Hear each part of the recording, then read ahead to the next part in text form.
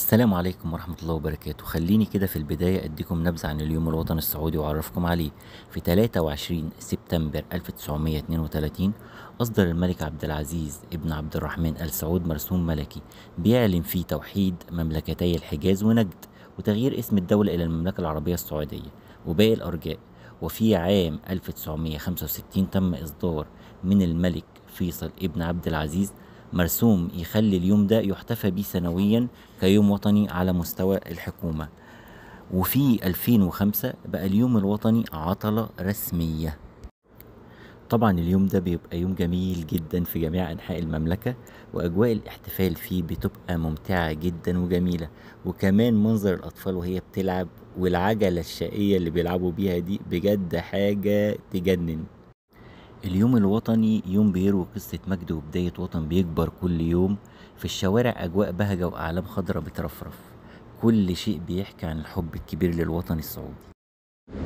اليوم الوطني مش بس احتفال، ده فرصة الكل بيتجمع بقلوب مليانة حب وانتماء، مواقف بسيطة وذكريات حلوة بتعيش سنين. لما تشوف الشوارع مليانة ناس مع بعض تحس بروح الوحدة والبهجة اللي بتميز السعودية. الضحك والمواقف الحلوة أجواء بتخلي اليوم ده ذكرى ما تتنسيش. اللمة الحلوة دي بتبين قد إيه الناس دي بتحب وطنها وبتفرح بيه. في كل ركن هنلاقي شباب بيحتفلوا بروح واحدة وفرحة واحدة.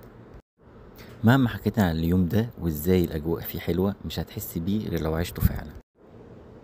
واحنا كمصريين بنعتبر السعودية بلدنا التانية، وحبنا ليها مش كلام، ده من القلب.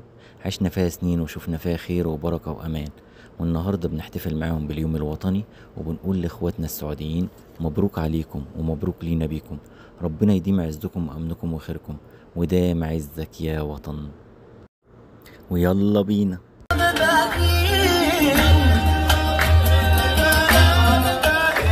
حنا لآل سعود تروح الأراضي، حنا إلى صح المنادي ملبين.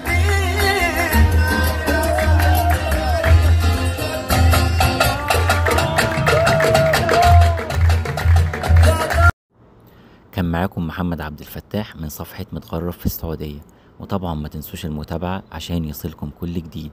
والسلام عليكم ورحمة الله وبركاته.